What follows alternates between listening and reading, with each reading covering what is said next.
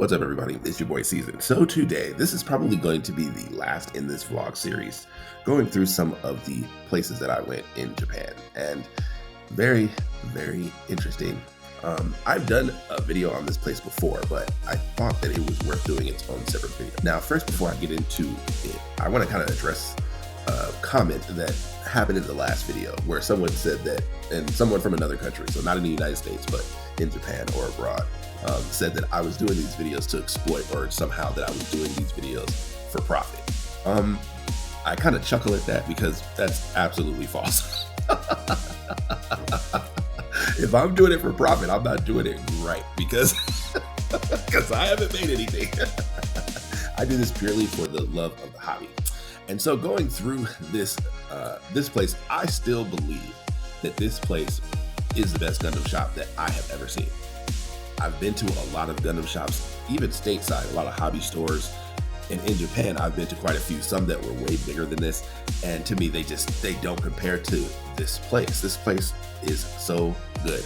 They have so much stuff. So from master grades to high grades to P-Bandai to metal builds to metal robot spirits, the list just goes on and on and on and on. And to me, the thing that sets this place apart more than any of the other places that I went, and I went to some new places in Japan.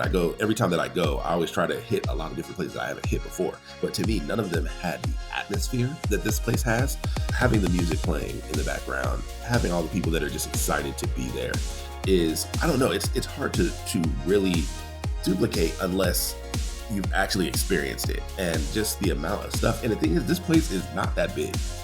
I would say that this is maybe the size of the pop-up shop that I went to in the unicorn video. I would say it's roughly about that size. This is really not that big, but the amount of stuff that they have in here. Now, the thing about it is this place is not tax-free. So you will have to pay taxes on when you purchase stuff. And so for me, I went to this place probably, I don't know, 5 or 6 times. Now, this was just the one time that I actually recorded, but I bought so much stuff from here that it's crazy. And the fact that you can still find a metal structure. If you live in Japan, you may see metal structures semi-often. Here in the United States, they're almost non-existent. You can barely pre-order them or barely order them online. And walking into a store and them having it, that's almost impossible. Like, I have never seen that in the United States at all. So going through this place, there's so much stuff here. So whether you're looking for figurines, whether you're looking for acrylic stands, like, they have a little bit of everything. Now, I wouldn't say that they have extensive like backlogs and stuff, but they have quite a bit of stuff. And the thing about this place is that I remember when I did the video the first time on this place, I would say that they had maybe about 2 to 3 people, because I don't remember seeing any kind of video on this store before I shot it the first time, like, which was like 2 or 3 years ago. I did see it afterwards, but I'm not saying that I was the first one to shoot it, but I didn't see any videos of anybody taking any kind of a video of this place. So back then, they only had like 2 people working at the counter. When I went in there this time, they had like 6 or 7. So it looks like they've grown quite a bit. As you can see, you can buy shirts there and apparel. So like I said in the Gundam Base Tokyo video, that more than likely they're going to be Japanese sizes. So like I said, if you're a bigger guy, you're probably not going to be able to fit them. But as you see here, they have a ton of robot spirit stuff. And even though I don't collect a lot of robot spirit stuff, if I do, it'll be the metal robot spirit. They have quite a bit of inventory of that stuff. So if this is someplace that you're looking for, now the place where this is at, this is actually in Akihabara. This was actually right by the hotel. If you go into the archives and you go into the So You Want to Go to Japan video, I talk extensively about where this place is, and the area in which I stayed is quite remarkable that they have so much space and have so much stuff in this space. So I think that it's really cool. For those who are actually looking at going to Japan, you definitely want to check this spot out. This spot is amazing. I love going in here. I literally went in here almost every day that I went there. And I went to a lot of other shops, but to be honest, there wasn't that much product in a lot of the other shops, and a lot of the other shops were bigger. But this one just had a little bit of everything, and I think that was really, really good. So as you see, we're going into the metal robot spirits line here. And so I was interested to see that they did have the Destiny Gundam Type 2, that's a very hard one to find stateside and find it at a decent price. As you know, I've done the Strike Freedom Type 2 I've done that review on the channel when I was kind of dipping my toe in the Metal Robot Spirits line. But the being able to find this stuff and just walk into the store, I don't think people that don't live in Japan, I don't think you understand how rare that is. Stateside, you'll be lucky to find master grades, more or less anything from the Metal Robots line or the Metal Build line. It's almost unheard of to see that stateside. So I was also looking for the Impulse Type 2, but I did not find it. I only saw the original, even though really we all know that the differences between the Type 2 or the Spec 2 of the Impulse and the original is pretty minuscule at best. So, and the thing is, I did get a chance to see the Metal Build Impulse Gundam, and people were asking me like what I thought of it and what my initial impressions were. I think that the Metal Build Impulse is pretty much going to be like the new version of the Strike. I think that they'll be able to get a lot of traction, Bandai will. They'll be able to get a lot of traction out of that mold. The fact that you can do the Sword Impulse, the Blast Impulse, then you start getting into the Type 2s. I mean, that's almost 6 releases right there.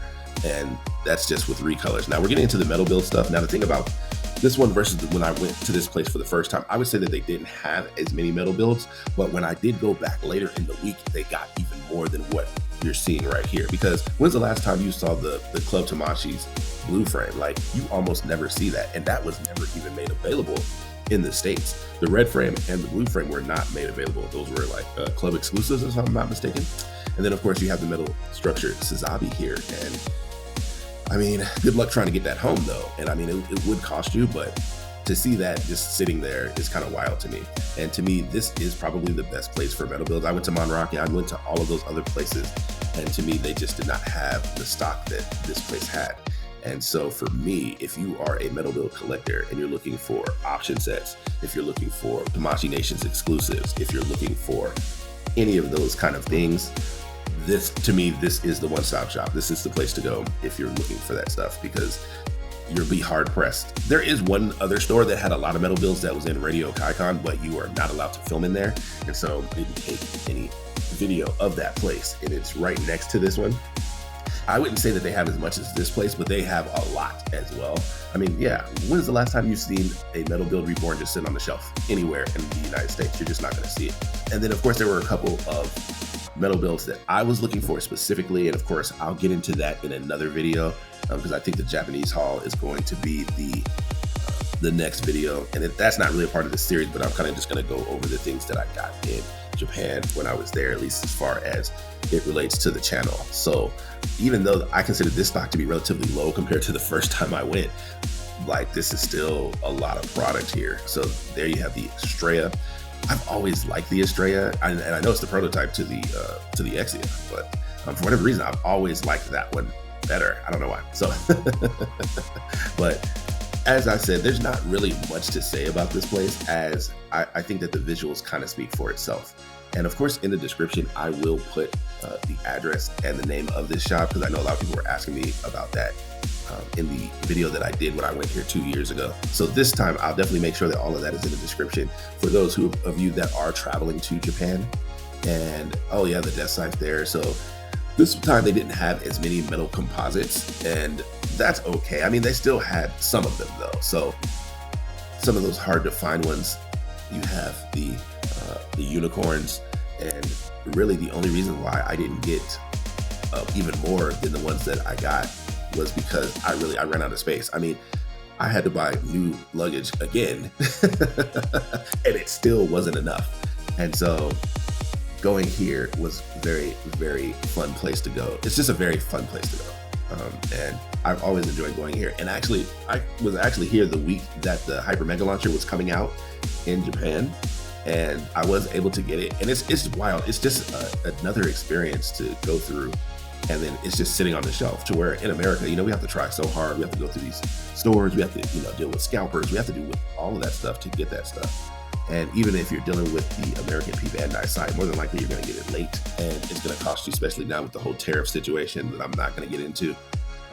It's just going to take quite a bit of effort, to where here it's just sitting around. So I really do enjoy this atmosphere of this shop. And like, people do bring their kits and stuff here. So is it brand new or if it's used? I would say that generally speaking, they're probably mostly used, but they're not used as like they have been built Most of them are in relatively really good condition here. So, and as you see, we're going through kind of like the high grades. Now, there are a lot of people in this store, and so trying to maneuver around all these people, because I know specifically in Japan they are very particular about, you know, filming people without their permission, and I do try my best not to do that. But also, if I'm filming and you happen to walk in the shot, I mean, there's not really much I'm going to be able to do. So so I try my best to avoid it, as I know that that is a kind of like a culture thing. But because in America, once you're out in public, there really is no right to privacy. But I understand, since I'm in another country, that the rules are not necessarily the same as they are in America. So I try my best to kind of respect that. But at the same time, if I'm filming and you just happen to be in the shot, I mean, I'm not going to edit you out. So that's just me, you know. But I really do like this place, and especially for the amount of exclusives that they have here. A lot of the P Bandai stuff, they do have a lot of rare kits here. And even going up to this place can be a challenge, because the elevator they get up to this place, I think it's on the 6th floor. It's on the 6th or 7th floor, if I'm not mistaken. And you can only fit maybe about 4 or 5 people in that elevator. So there's usually a line at the elevator to even go up to this floor. And plus they have other shops and stuff in there as well. So you've got that. So it looks like that they have grown quite a bit. Maybe they'll open another shop in another part of Tokyo, who knows. But I do believe that this is probably the best Gundam store that I found in Tokyo. If you know of any other stores that are maybe even better than this, or at least on this level, go ahead and put those in the comments. But that's what I've got for you as far as the video today. Thank you guys for watching this video and going on this journey with me through this vlog series. And if you could like, comment, and subscribe to the channel, I would appreciate it. And I'll catch you in the next one. Peace.